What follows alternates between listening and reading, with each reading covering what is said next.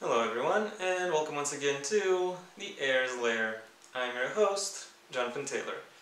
Yes, I am trying a new camera setup this week. It's why you see so much more of me. I wanted to see how it pans out. So please let me know. As for what I'm about to do today, well, the title already gave it away. But aside from that, I've I made a realization over this past week about the project I decided to take on for the month. More details towards that you can find on my Instagram. Link to that and my various other social media in the description below. And because of that, I had to find something else to do for the week. I could decide to just do nothing, but honestly, I kind of have to. Even though I'm not that big of a channel, I do still feel the need to feed the algorithm and actually, work through some stuff, present something. And so I decided. Oh wait, the writing queue hashtag exists on Twitter. Under this hashtag, various people, either writers or readers of various genres, so general literary enthusiasts, can just ask questions, and whoever wants to answer them will answer them. I decided I will answer them in a video format. Some of these answers will pertain to my released book, Master Link to major retailers where you can find it is available in the description down below, and others to my work in progress. I'll let you know which is which. Also, some of these questions refer to MCs or main characters, and when that happens, I'll either refer to all of them collectively, as I have 4 MCs in my debut. But if the question is worded in such a way that you can only talk about one, then I'm going to talk about Martha, because throughout both my debut and throughout the work in progress, which is a sequel, she is pretty much the most prominent appearance-wise of the 4. So with that out of the way, let's put 15 minutes on the clock and start answering, shall we? Question 1. What's the most impressive feature in terms of intelligence or cleverness to happen in your story, and who performed it? I think feat rather than feature is the word you're supposed to come up with. Miguel Pizzuto. To actually answer, give you. I can't. I barely started the video and I can't talk. To actually answer your question, it's Elizabeth. She is able to figure out that there is more to the terrorist threat that the MCs and their organization is facing than meets the eye, and she managed to do so entirely through contextual cues. So yeah, not too much of an achievement, but it's an achievement.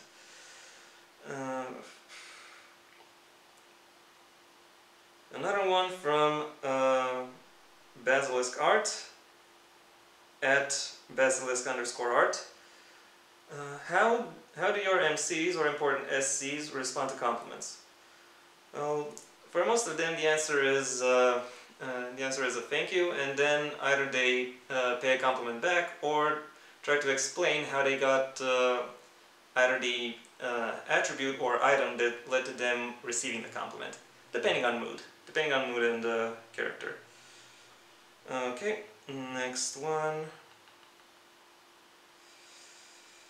Is your MC a country or city person? Martha could do very well in both ambiances, to be honest. She grew up mainly in a city environment, but spent a lot of her holidays or vacations in the country with her grandparents. So she's fairly well adept in both areas. Your MC has a lazy day. What are they doing? Watching TV, reading, staring at the ceiling? Martha almost never has a just a lazy day or something where she does nothing.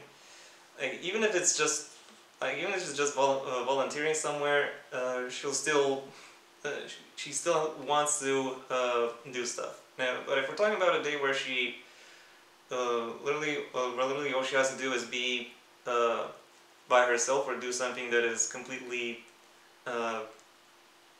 not productive, I think she would go either for reading, either some literature or some light history. I think history books meant for kids, maybe arguing about what's wrong about them, or she would game, as in call a bunch of people over and play some board games. Those are her. Those are the things that really intrigue her. Another one from @Eurus_Carriot. How easily does your MC trust others? Do they show their trust or distrust? Well, again, with Martha, I have to say it's mixed. If you give her a reason to believe you're shady, then then she'll very much take it at face value and treat you as shady from that point forward. Until you prove you're not. But if she first meets you, she has no reason to do one thing or the other. She might test you, she might test you, as a way to know you, but doesn't really seek anything out one way or another. With my other MCs, Elizabeth leans towards distrusting, Juliana tends towards trusting, and Victor is kind of the same as Martha, actually. So yeah, or he might lean slightly towards mistrust. Might.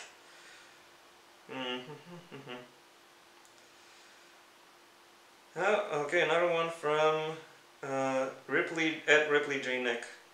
How would your MC break up with someone? Also, what would typically be their reasoning? Well, for most people, the reason would be the spark is gone, the chemistry just fizzled out, and that would be true for all four of them. Next. Has anyone self-published a novel about a serial killer? Sorry, Ed Nathan Jones, that's not me. Also, are you the Nathan Jones? Let's check that out. Half-decent author, terrible poet, book reviewer, and he's from Wales. Yeah, I don't know. Yeah, it doesn't look like it's the Nathan Jones. Anyway, moving along. Another one from Ed Ripley J. Nick. How are you doing with your works in progress? Well, I recently started the third chapter, but I've allowed myself probably more of a break day than I really should have. I'm gonna continue it today, but I first need to figure out how to build it. As I have something in mind for what is supposed to happen there, or what's supposed to be revealed, but I'm not exactly sure yet how to build up to that reveal. I guess that's one aspect I'll figure out as I go along. We have one from John Walker Wolf, who was actually part of the question, who also submits this question under the #QuestionCrew, which incidentally is a hashtag I also follow and I'm also a part of, so if you're interested, go ahead and follow that. And he says, he asks about the, what's your magic system's gimmick? Well, I have a whole video about my magic system, so maybe go check that out. Also, why did you choose that one? I don't know, I thought I can answer. My thought was it should be somewhat cool, for one, and for another, I thought I wanted the way the magic system is structured to be a somewhat realistic reflections of the way IRL moral struggles would really manifest. And in order to make that happen, I kind of had to make the power manifest in ways that people would more intuitively grasp, so to speak. Next one from writer Haley McL. Is there anything your MC is really proud of? Well, for most of them the answer would be the fact that they managed to attend not just a university, but the university, or the military university, so to speak. The most prestigious institute of its kind in the world. Although there is a certain academy in Moscow that might disagree with that assessment. Another one from ASRS Williams. Marriage. Every society has a take on this union. What is your fictional society's take? Is it monogamous, polygynous, polyandrous? Is polyamory a thing in gay marriages? Well, gay marriages are not a thing. Homosexuality was just decriminalized about 20 years before the start of the story. Marriages overall kind of work under under a very monogamous system within my world. It's one man, one woman, and they just get along. Though there are various pockets where polyamorous marriages are more of a thing, and also where gay marriage has been legal for some time. But the status of gay marriage in the world as a whole is kind of a tricky question to answer, and one that would require more details than I've actually been able to explore so far in the story. Maybe at a later date. One from @Dan Rice writes, what is your protagonist hunting for this Black Friday? Marv and Elizabeth would stay right the hell away from Black Friday because they think it's just kind of an unnecessary mess, or they might shop online. That's what they would do if they really needed something. Julian would very much jump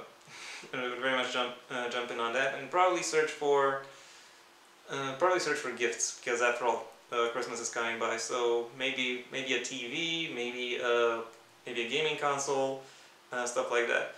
Victor would look for something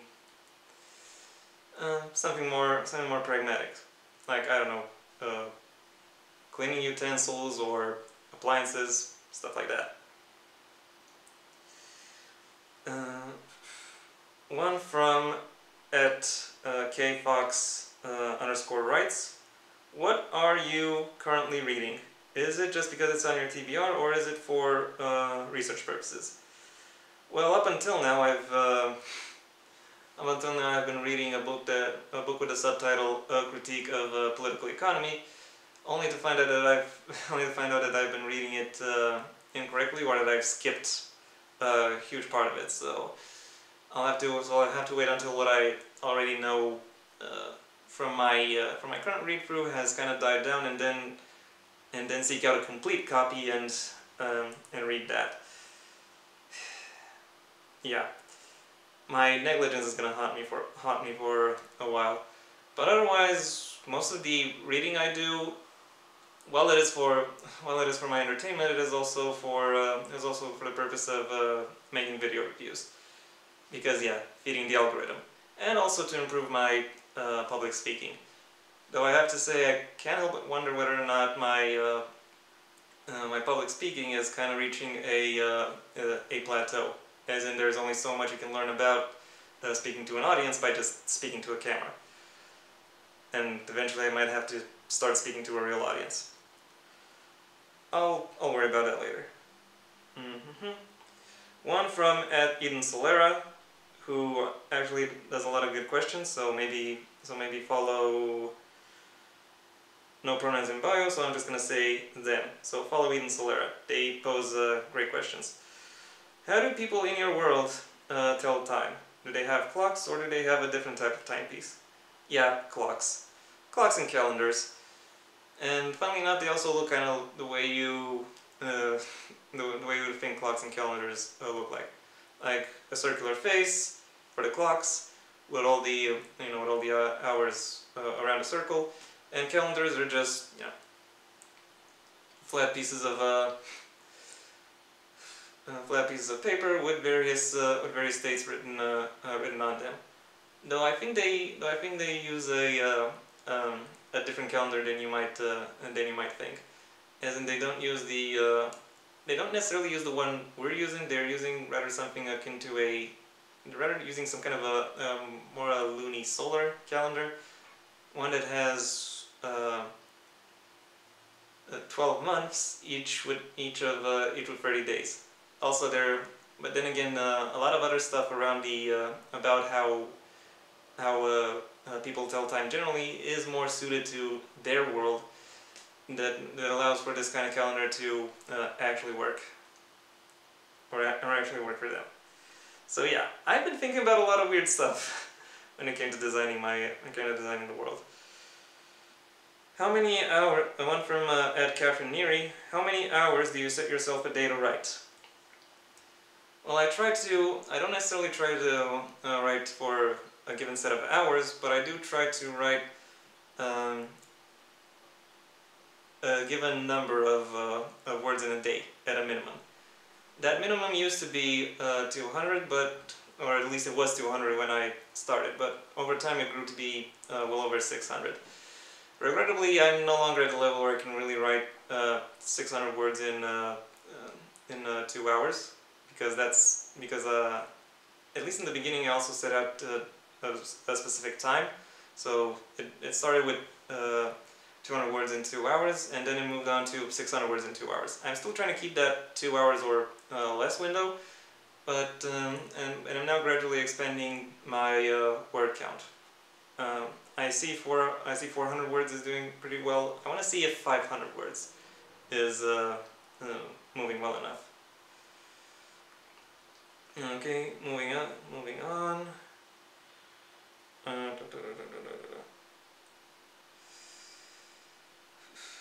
Something about ergonomics, not particularly relevant for this video. One from @SortedSid. Writers who consider yourselves planners. Me. I started reading, so I'll finish answering. Writers who consider yourselves planners. What does your planning process look like? Outlining scenes, story arcs, general structure outline, character charts. I don't use character charts, but I do use character profiles for characters I think are important enough to actually have them.